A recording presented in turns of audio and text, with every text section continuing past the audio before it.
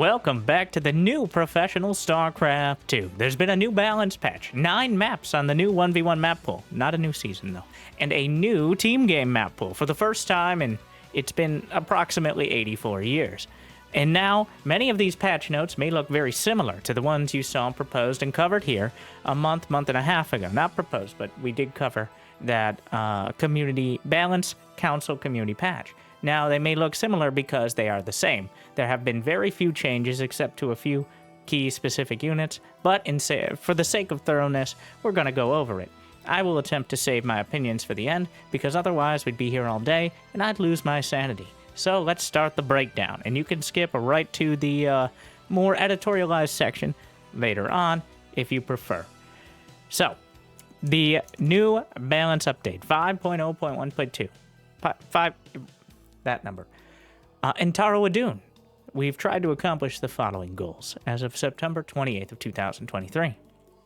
Make Protoss more stable on a professional level in the early game versus Raven pushes, and more able to fight Terran late game armies without solely relying on disruptors.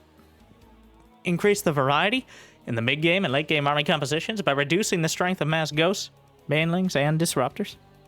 Make overly specialized units like the Cyclone, the Mothership, and Infestors, commonly put in the same category of unit together, I agree, more viable throughout stages of the game. Bringing more important visual clarity to important units on the minimap, as well as relevant abilities like Widowmine targeting and Disruptor's cooldown indicator.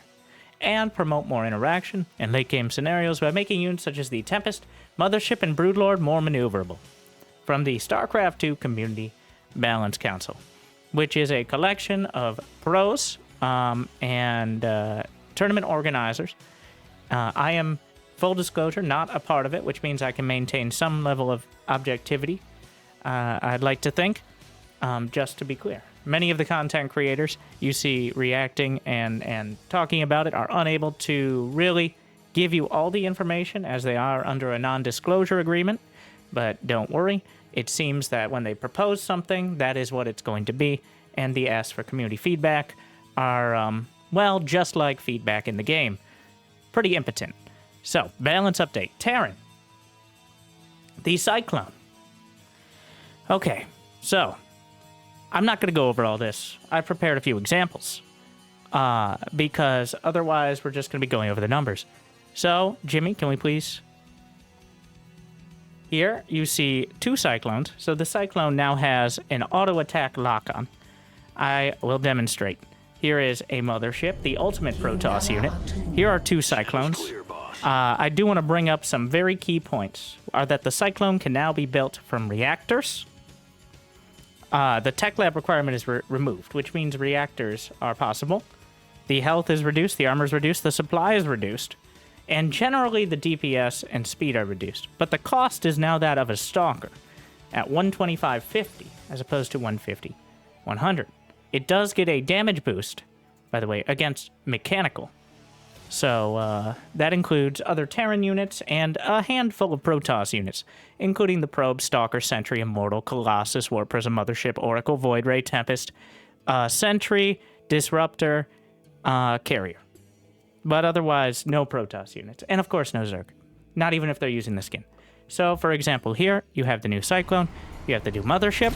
The Cyclones, as you can see, maintain their lock-on and are able to fight.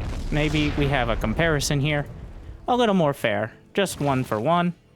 Here's against Zerg. We got 2 Queens, 3 Roaches, up against 2 Cyclones and 2 Hellions. Can load that scenario up here,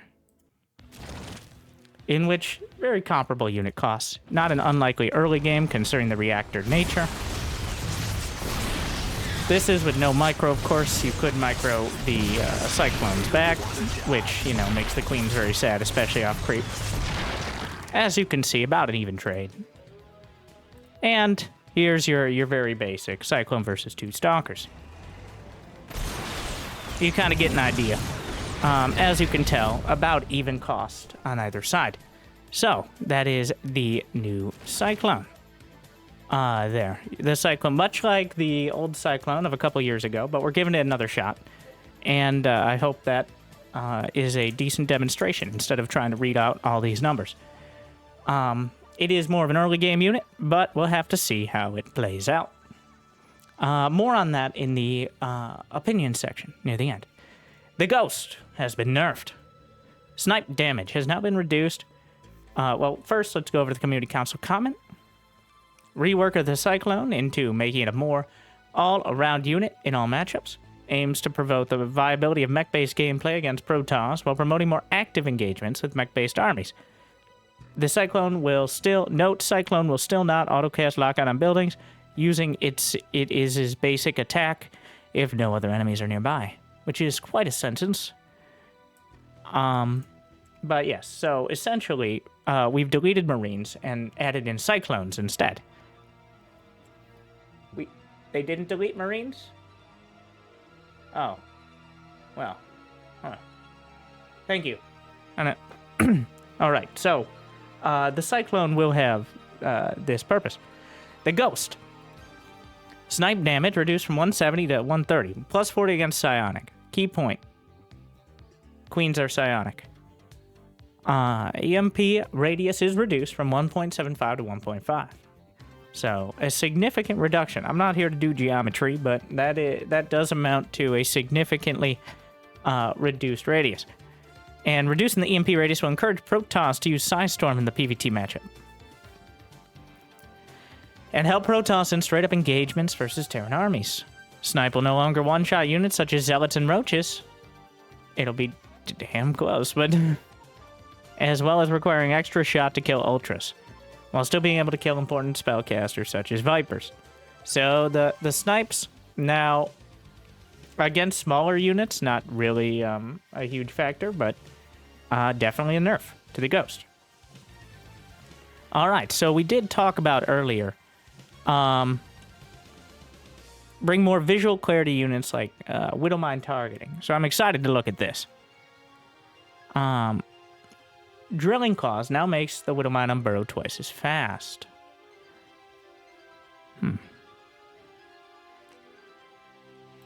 Maybe I don't have detection. I'm missing the change where Widowmine targeting is more obvious.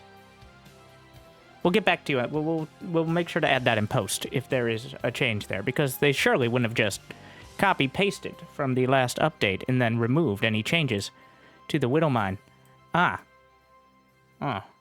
So these are the changes that were proposed originally. So we did find a difference between the live changes and the proposed ones. And here we find, apparently, we gave up on that idea. That does not seem to have been implemented. I'm sure that's a mistake that will be... yes.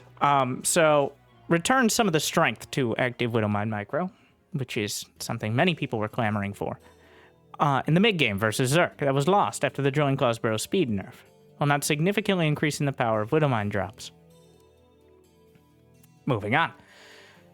Medivacs. Speed upgrade replaced with Caduceus Reactor. You remember that one, which has a new purpose. It used to be, I believe, the starting energy of Ravens, or maybe it was Medivacs themselves. I'm not sure, but we've reused that name. Increases Medivac energy regen on the Fusion Core, and increases the mini-map size, which is actually quite a significant change. I don't know if we can see it easily. Jimmy, can we go back? Thank you. Let's, I don't know how obvious it's going to be here, but now all dropships are standardized on the minimap. So it is significantly larger. This is something that's also applied to the Warp Prism and the Overlord. So if you have eyes on the minimap, which, you know, so the 10% of you here, it will be easier to spot things like, say, Widowmine drops coming in. So that is just, I think, a quality of life change that applies to essentially everyone, which is a plus. And, of course, a Medivac energy regen upgrade. Replaces the current unused Medivac upgrade with an upgrade that could be used in active games with a large Medivac count when they run out of energy. Standardizes minimap size as well. So, essentially, Terran players weren't using their amazing speed upgrade for the Medivacs, which allowed them to have a quicker boost cooldown, was very cheap. So we're just going to give them a different upgrade in hopes that they can play around with it. Because if you don't use something, then we'll definitely buff it. which is something that I'm sure will carry over to other things like the Swarm Host, the Colossus, and the Void Ray throughout the patch. I'm looking forward to that. The Interference Matrix now requires a research, so you don't get Interference Matrix by default, which is research at the Starport Tech Lab. A single Raven opening can currently disable multiple key defensive units in early pushes against Protoss. Cheap cost allows for multiple Ravens in TVP and specialized builds in TVP. Now, I would like to note, I've gone back into ancient history, last patch, just to compare here, where we did buff the Raven, if I remember correctly, to build faster and cost 50 less gas. So, in returning the cost of Interference Matrix to 50-50, I would argue that this is just bringing us a little closer to where we were at the beginning of the year. But, it is definitely something that will be, one, a lot of players will forget it, and two, is a way to make it a little less strong to have a singular Raven disable a lot of the early defenses, especially against Protoss. Now, the Hellbat. Been a while since we talked about you. Damage bonus per upgrade reduced from 2 +1 versus light to +2. Will no longer one-shot Zerglings. So this is the end of the lovingly known as Hellchats. They will no longer one-shot Zerglings, which means that Zerglings will have a chance to do some real damage to those Hellbats. So, unfortunate for them, but don't worry, we got a Widowmine buff to make up for some of that lack of splash damage. Alright, so the summary. The Cyclone is now a more one-size-fits-all massable unit. The Ghost had some nerfs to its spells. The Widowmine, more maneuverable. The Medevac, upgrade in the late game and general visibility in the early game. The Raven Interference Matrix, short upgrade. And Hellbats no longer roast everything in their sight. Alright, now moving on to the Zerg. Let's see how we nerf Cyril. The Zerg. Lurker. Adaptive Talons move speed bonus removed. So Adaptive Talons is the essentially drilling claws for Lurkers, but it also gave some move speed to the Lurkers. The cost is reduced from 150 to 100. So not as powerful in the early game. Or not as powerful in general, but you can get the upgrade a little quicker. So overall, quite a significant nerf to the Lurker, reducing their ability to reposition quickly, as the Community Council comments here. The Infestor. Pathogen Glands removed. The upgrade that gives plus 25 energy at the start. So that way it would start with 75. But starting energy is increased to 75, which means they start out with a fungal growth. But the cast range is reduced to 9, and the damage is reduced from 30 to 25. Since the Infested Terran ability was removed, the Infestor has no utility until reaching 75 energy. Literally has no spells it can cast until that point. Fungal damage and cast range is reduced to prevent Infestors from killing Marines with 2 consecutive fungals, and has a trade-off to the EMP radius nerf. So, overall, the fungal damage, it will now take at least 3 to kill Marines. It'll bring them to 5 HP. They have 55 with Combat Shield, which, if you don't have Combat Shield by the time Infestors come out, you've probably made a mistake if you're going mass Marines. So, overall, a slight buff to the Infestor as it pops out, but a pretty significant nerf to fungal growth as it stands. Viper. Consume damage. So the amount, the Viper still consumes the same amount. You'll still be able to gain that energy over the same amount of time. This is actually a buff to the Viper. Reduces the attention required for gathering Viper energy. Which is, well now, okay. Well, Vipers, this is a buff to players who are actively consuming with their Vipers. So this is actually, I would argue, a buff to Sarah, somewhat. Not that he had the issue of lack of attention, so. Broodlord move speed increased to 2.62 from 2.24, which is quite significant. Make Broodlord's Guardian... No opinion section.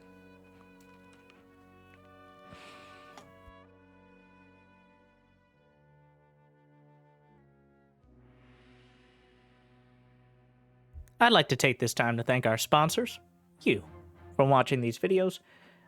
It would be awesome, if you haven't yet, to like and subscribe, leave your strong opinions in the comments, and make sure to check out the stream over the next few days, where I will surely have many profound comments on my feelings, and criticism, and compliments on the patch. The Broodling. Move speed has been reduced, so no longer do they scuttle around as fast. Health reduced from 30 to 20, and attack speed reduced as well. So the Broodlings becoming less and less of an impact. The actual impact damage of the Broodlings when the Broodlords fling down their little babies and slap things in the face of them, because there are two different phases of damage with the Broodlord. There's the initial Broodling strike, which is that impact damage, and then the Broodling themselves. And it does appear we're moving pretty heavily away from the Broodlings being a meaningful part, which, to be honest, they are very annoying to deal with on the ground when they get massed up. Ever since Dark was doing the cannibal strat of using his own Broodlings in order to create more Broodlings by targeting them, they've been more and more, they've been nerfed several times now. Like if we go back to ancient history again, the Broodlord Broodling duration was reduced significantly by about 2 seconds.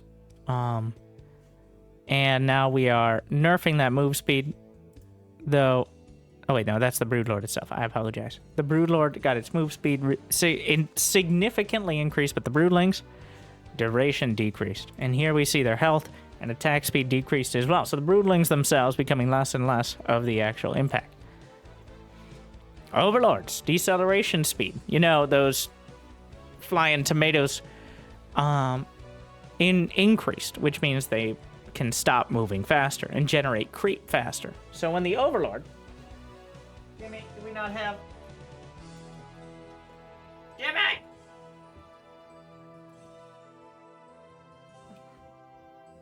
Allow me to demonstrate.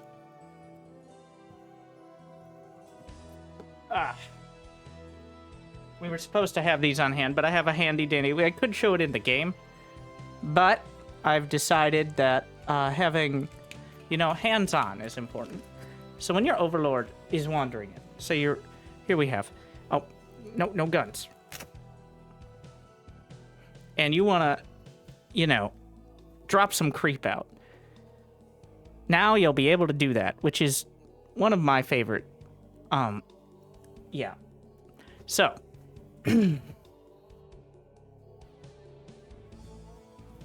more creep. Overlord transport upgrade. Move speed for dropper lords is now increased. So they will be faster, slightly, than non-dropper lords. There's already the visual difference.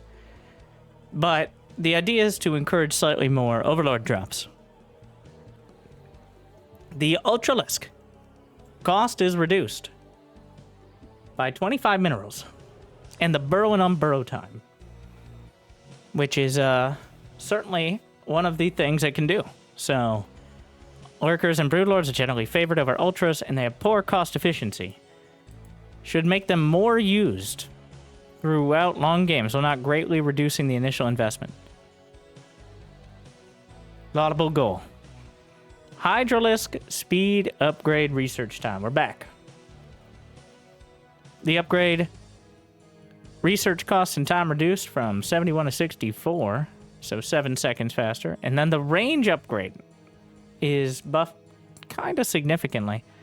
21 seconds faster and 25 cheaper. So generally Hydras, which are currently thought of mostly as lurker eggs, are getting their upgrades reduced in order to make them kind of come online faster. Increase the speed at which Hydras come online in the mid-game for more quickly responding to enemy air switches such as mutas. which are an air unit, yeah. And to supplement weaker banelings against ground-based armies.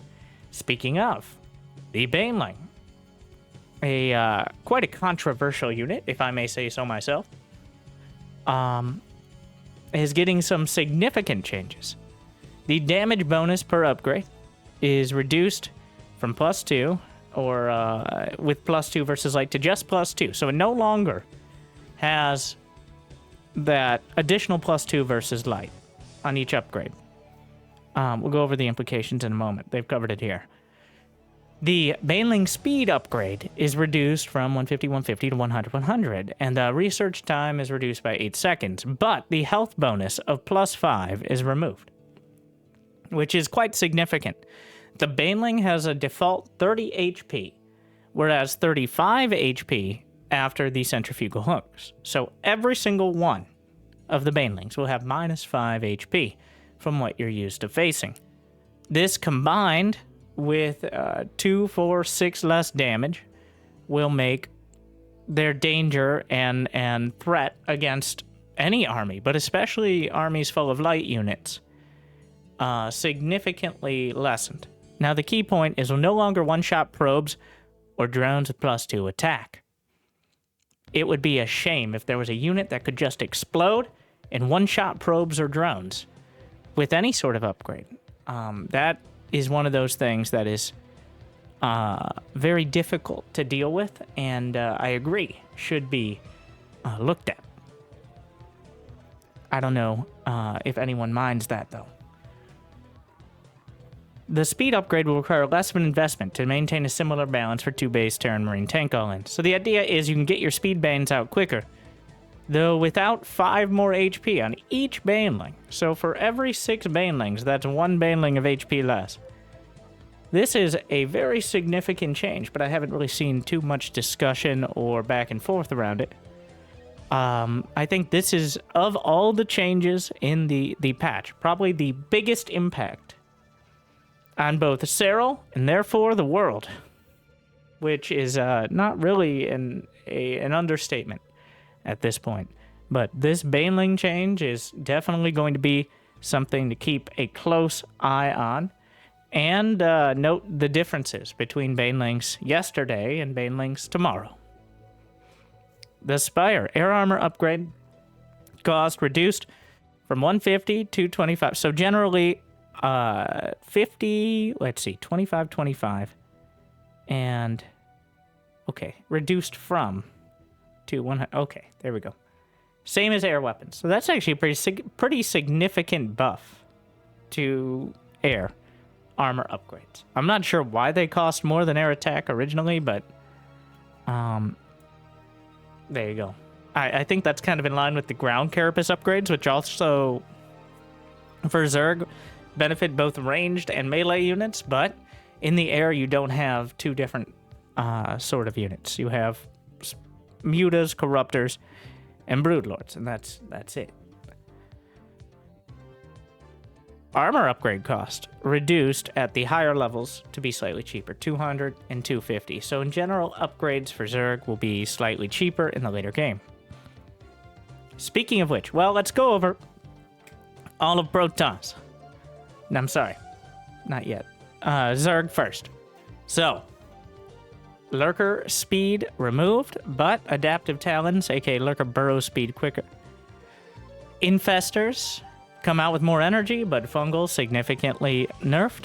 Viper, slight buff to quality of life and just not essentially killing your own hatcheries with consume. Broodlord is faster, broodlings are squishier.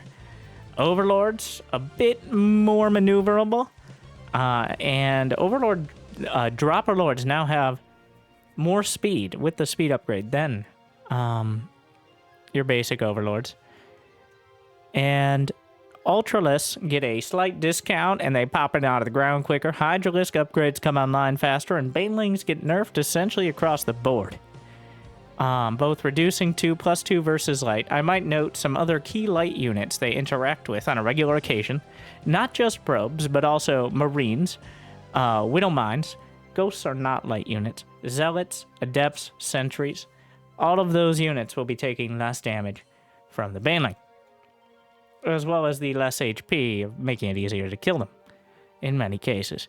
But now it's time for what we were most focused on. Protoss. Protoss, which, if I might be so bold, has been struggling somewhat since the beginning of the year.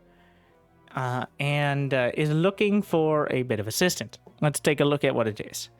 The shield upgrade cost is reduced by the same amount as the Zerg armor upgrades, so a bit cheaper shield upgrades in the later game. Air armor, same thing. To be same as air weapons, so a lot easier to bring those air armor upgrades online for the Sky Toss. Warp Prism gets the minimap treatment as well, going to be a standardized size with the Overlord and the Medevac. The Disruptor supply cost increased from 3 to 4. Okay. Model scale reduced by 9%, and radius increased by 0.5 to 0.625. I want to make it clear. We can Jimmy real quick. This is not the radius of the Purification Nova, though it may look larger. This is the radius of the unit itself. So the Disruptor itself is now smaller, and it essentially they don't clump up as much, so it's easier to tell when they are on cooldown, like the one with the lit up core there. So now you can see even easier the Disruptor is on cooldown, so that way you know when you're safe against any of these goodies.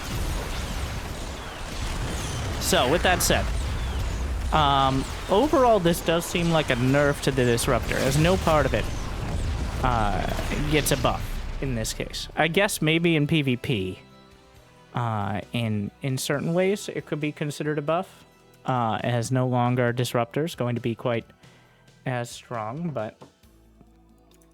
Alright, so that is just a straight-up nerf to Disruptors, both in making them easier to spot, as well as easier to see a cooldown. Once again, the radius is not of the Purification Nova.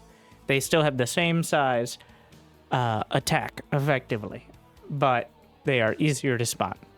Tempest acceleration is increased from, it's doubled, essentially, and it's a little bit smaller.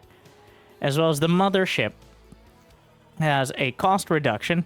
So, once again, I think this is going to be a little easier to show you, as the Mothership is now a little smaller, is a little cheaper, very importantly, doesn't have energy anymore, but instead has its spells on a cooldown. So, Jimmy, there's a lot of little details in there, but the summary is, as you can see, all of these spells are on a cooldown, and they are not mutually exclusive. We no longer have the... Oh, stop it, Cyclones. Oh. Well, the initial fragility of the Mothership is maintained, thankfully. But yes, so essentially, the Mothership is a little squishier. It's a bit in between the Mothership core of old and the current, the previous Mothership as of the last patch. So, the Mothership, if you get there for the low price of getting a fleet beacon and warping in a Mothership, now affords you a little bit more in the way of utility. Though it doesn't have the passive cloaking field, it is now an active ability that you can use on a cooldown, 20 out of 50 seconds, because what Protoss were clamoring for, of course, was more active abilities to have to press in every single fight. Speaking of, Guardian Shield is now a second and a half longer, which allows it to be precast before Terran armies involving Ghosts to last longer into the fight. Stasis Ward sight range increased dramatically from 4 to 7. That gives it nearly the sight range of an average ground unit, which is, like, for reference, 7 on a Widowmine. So, I'm not sure if that includes underground. I believe it is as well, of course. So, the Stasis Ward is now a bit better as a kind of a observer replacement in order to keep track of enemy units, of course, if they're not in stasis. And the Immortal Barrier will now also block the first instance of damage. EMP will drain all the shields as well as activating the barrier. But now, EMP will no longer drain the barrier on the first hit, or drain the shields. So it'll essentially block the EMP damage once, which is quite a nice buff to the Immortal. The only situation in which this applies is the EMP. And then the Void Ray, the move speed of Void Rays with Flux Veins was active. Alright, this was introduced. So, fixed and issued. The move speed of Void Rays with Flux Veins has been fixed to be a little bit faster. And they charge up. And that...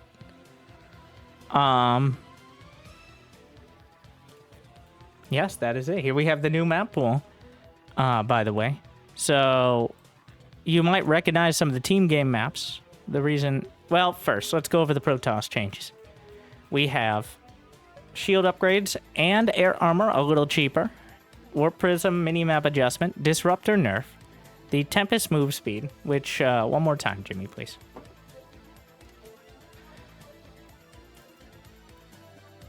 You can see the Tempest a bit more maneuverable. Does not actually increase the DPS, but does help it run away even. It does make it a bit more maneuverable against those later game armies. So, the Tempest maneuverability, the Mothership somewhat reworked. Immortal, better against EMP, Oracle Sight Range, Guardian Shield. Well, there you go. And then, quickly, the map pool. The 1v1 maps are mostly from the Team Liquid map contest. I do like all of them. They look really good. There's quite a wide variety. Not going to go through the maps right now. I'm sure you'll be seeing them soon. But that is your breakdown of the changes. All right. So, with that said, I'd like to give you a warning. We are going to move into the more opinionated section of this video and this coverage. So if that is not something you'd like to partake in or necessarily listen to, this is your warning. I like to do my due diligence on that. Thank you for watching, and I hope you do still enjoy the videos. With that said, I'd like to give my quick summary of the patch.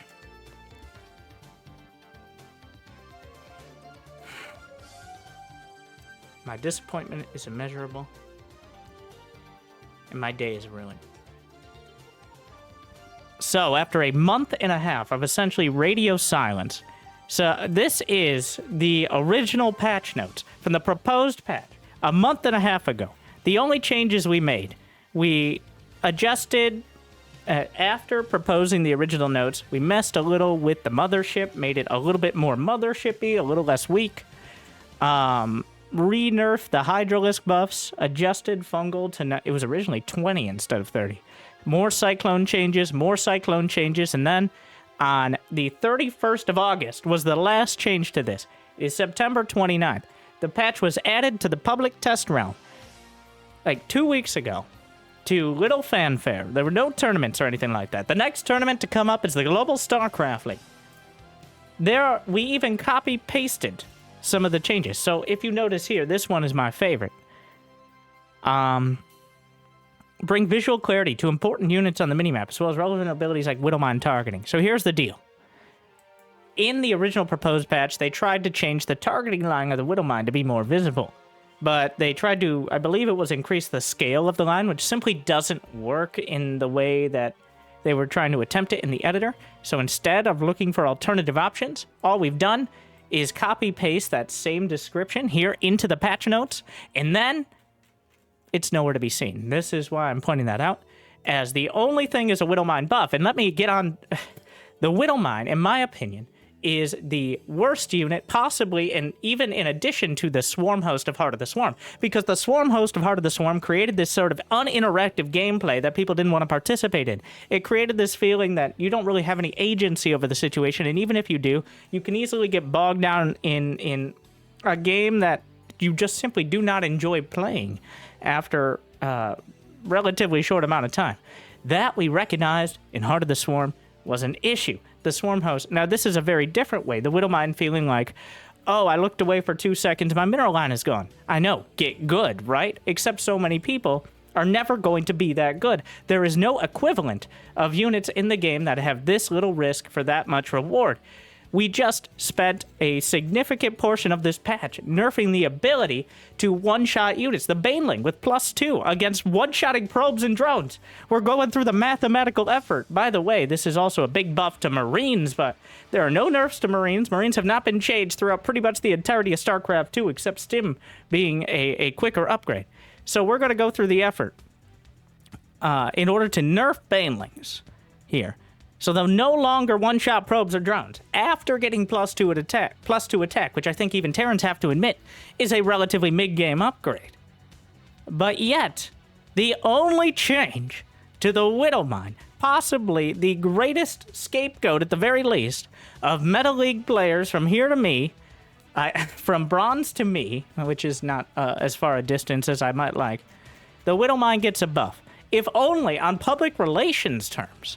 This is horrible. Okay, this of all the things, you could have added some sort, like cargo only fit 2 in a medevac. Anything, some sort of token nerf that wouldn't have much effect on Maru, but would seem like we're reaching out and kind of acknowledging the fact that the Widowmine is the scapegoat.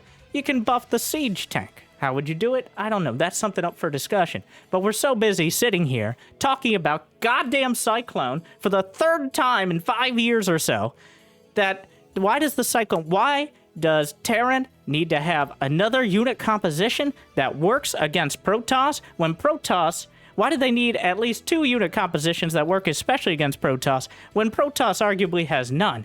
You might be like, Winter, you're overreacting. You're getting over it. Well, here we go. Here are the top 8 players from January of this year. Thank you to, I don't have the name of whoever created this on Reddit, but this is with the top 8 ranked players facing each other. So like 80% of the games you see on this channel are in this list. This is from January 23rd with the newest balance patch at the beginning of the year before I Am Katowice, the World Championships, up until August 23rd, which is essentially when the new patch was proposed. The top 8 players: Maru, Cure, Beyond, Clem, Gumiho, Bunny, Hero Marine, and Oliveira. For Terran, the top 8: Cyril, Dark, Raynor, Solar, Ragnarok, Laser, Lambo, and DRG. For Zerg, and for Protoss, Hero, MaxPax, Classic, Showtime, Creator, Skilless, Nightmare, and Astrea.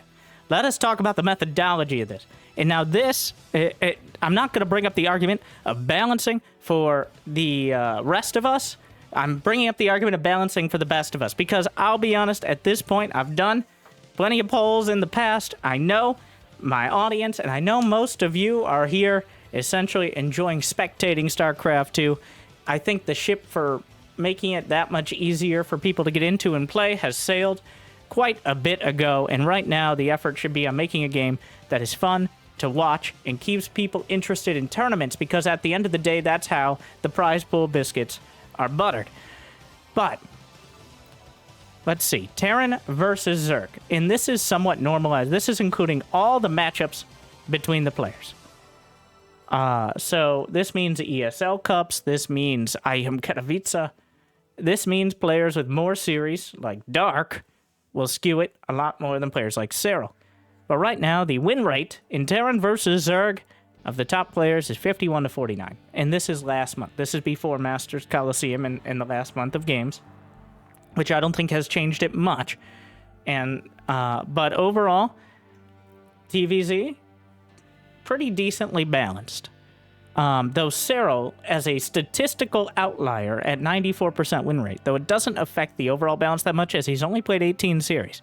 Because like I've said many times before, he only plays at the very highest level tournaments. Dark, on the other hand, like, you invite him to your give him $20 and he'll show up at your quinceañera and play a show match. So like, Dark is out there, as are players like Cure and Beyond.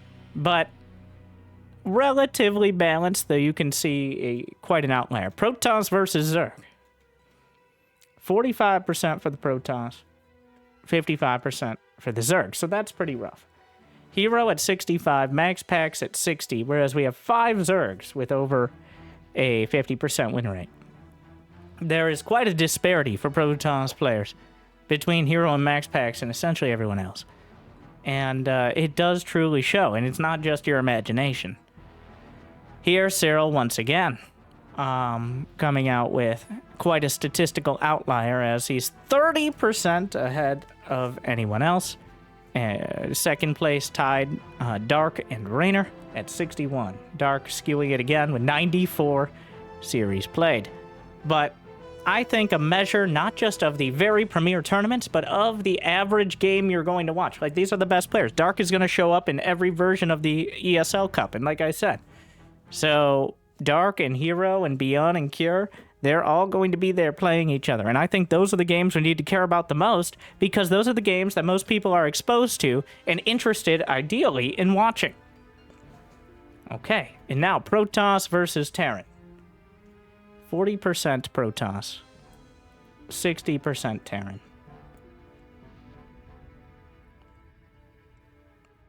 There is only a single Protoss player with over a 1 in 2 chance of winning against Terran. It is Hero.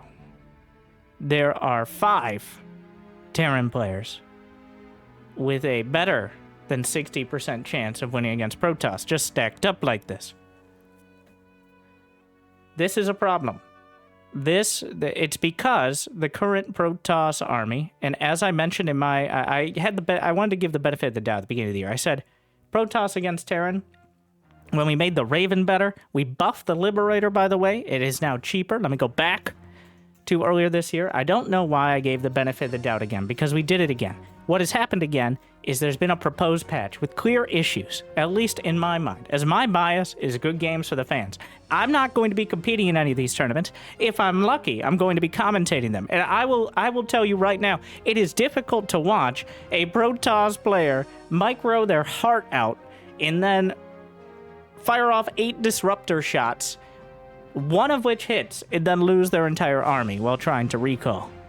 That is every, not just every, but every other game. And now, don't just take my word for it. I want to bring up the words of Max Pax in one of his rare interviews about this newest patch. Pig, credit to him, who does great content, and I believe helped work on this, so hopefully takes this to heart. He says the patch nerfed Protoss. The goal was to make Protoss more viable in the mid-game, especially in Protoss versus Terran. The statistics say make Protoss more viable in the mid-game in general, especially against Terran. And what are we doing to increase that? We're a marginal nerf to the Raven, completely reworking the Cyclone. This is a unmitigated disaster. This is not how you do a community balance patch of any kind. I don't know who was... The biggest part of this for me, when I go back to it, is the Cyclone. Why are we sitting here talking about the Cyclone again? Get rid of it. Not the Cyclone itself. It had a role. It had a pretty clear role that was quite good. It is a specialized... There's nothing wrong with having specialized units. And if anybody is going to get a buff to an overly specialized unit, why is it Terran? There is no reason we need to be messing around with the Cyclone again, especially in a way that seems to make it incredibly strong against Protoss. If we want to talk about whether the EMP nerf is too much, whether the Disruptor nerf is too much, whether the Raven changes are good enough, whether having just better shield upgrades and a slightly buffed Immortal and Guardian shield are going to cut it for Protoss, it's hard to do that when for the next month and a half, I bet you every other Terran is going to be doing Cyclone all-ins. Like it's Maru against Zest in 2000, I want to say 18 was the year of the proxy. This is not how it's done. All right, I don't know how it's done, but I can tell you from now a non-zero amount of experience, you might hear comments about how there's going to be more patches down the line, or how we're going to update this. No, we had a month and a half to do it. And I wanted to make a video that ended like this one. I gave a little bit of the benefit of the doubt, and I don't know why, because this is what happened last time. It very much pains me to say this, but I would rather have no changes than such dramatic, if we're going to keep going like this, why for Terran, okay? I don't mind changing up units and dramatically shifting their role, But this is an early game unit, especially in the Terran versus Protoss matchup. It is a storm cloud raining on every other change right now, and then saying, well, we can't really judge those changes because they're wet. Like, the Cyclone will here's the thing, even if the Cyclone doesn't end up being very good, it is now another thing you have to account for in the early game. It's another change that cannot be controlled for as easily. Like, if the changes just didn't exist, we have a similar-ish early game meta, and then we see the interaction with the EMP versus Disruptors. We see the interaction with the Raven versus Colossi. Infestors and Vipers in the late game against a nerfed Ghost. Maybe it's too much. But all we're doing is going to be sitting here talking about the damn Cyclone in the Clone Wars and TVT like it's George Lucas in 2000, and I don't know when the Clone Wars was. I'm too old now. On top of that, just side notes, side complaints. The team game map pool, there have been multiple Team Liquid map contests featuring team game maps. So all the maps in game, we can actually go back. I'm gonna bring it back. It's actually live. You can see it on the server right now. But all these maps that you see here, you might recognize them. In case you don't recognize the names, if you've ever played team games, these are just old maps.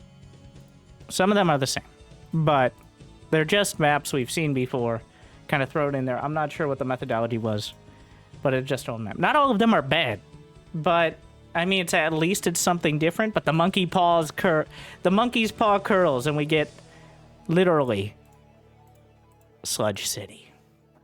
So I'm not sure what I expected, but it was more than this. If we're going to change anything, if we're going to rework a unit significant, not the mothership, the unit you build once per late game, like 1 out of 10 games, maybe it's 1 out of 8 games now, you get one of them.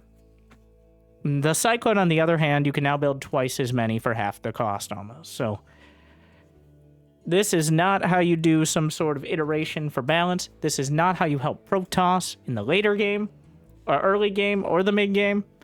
Protoss got nothing in terms of new toys to play with, new builds. It's just now Protoss has to learn how to defend or execute new all-ins. The reason why people hate Protoss is because it's always been the barcode on the ladder best of one race. It's always been, what gimmick can I pull out that you're not going to be ready for? And it's always been a struggle as a Protoss player to have enough trick cards in your deck to actually win a series against Terran or even Zerg, because at some point, if they know your strategy, they're going to be able to counter it. And adding more and more variability to the early game is certainly not going to help that, especially with no real buffs to Protoss's capability to defend them. Changing the mothership has nothing to do with any of this. It is not remotely close to being in the same zip code as a change to the Cyclone. And once again, it's not necessarily about whether it's good or bad, just the methodology of this. The idea that we're going to just rework a core mech unit for Terran who's not struggling against Protoss while giving Protoss 3 seconds on Guardian Shield and a coupon for easier shield upgrades that'll get EMP'd is a bit ridiculous to me. So I hope, for once, I am wrong. I hope the Cyclone is a fair and balanced change. The Disruptor nerf is somehow Protoss players magically find a new unit composition. Somehow Max Packs, the number one, Max Packs coming out of essentially seclusion in order to say this is not a buff to Protoss. I hope they're all wrong. I hope that last time as well. And this is what we got. So I'm still going to, one, it's my job to commentate StarCraft 2. It's a job you've helped me do by, watching. I hope you enjoy, and I'm going to try to do my best going forward. But at the same time, I think it's better for me to do my job by giving this sort of criticism. So, I hope, what is my ideal? We get rid of the Cyclone change. That is it. I'm not going to ask for a change to the Widowmine at this stage, though it is ridiculous to me. It got a buff and nothing else. I'm not going to really worry too much about the implications of -5 HP and less damage against Banelings, even though that also seems a little ridiculous to me. The Cyclone change should not have gone through. It is a mistake from it to be adding that on its, like, it colors the entire thing, and it's impossible to tell anything else right now with that essentially taking up all the air in the room. So, with that said, I hope you enjoyed this breakdown, or at least found it edutaining. I would love to hear your opinions, and I'm actually saying that. I know there's a lot of varied opinions on this. I have very strong ones, but I know I'm not necessarily speaking for everyone. So, I hope you got something from this. I'm still going to be casting and playing StarCraft 2, but I'll be honest, I'm not as excited about it as a day ago, and I truly hope I'm wrong. So thank you for watching. I hope you enjoyed. I hope I made your day a little bit better. Good luck, have fun. I'll see you next time. Stay chill.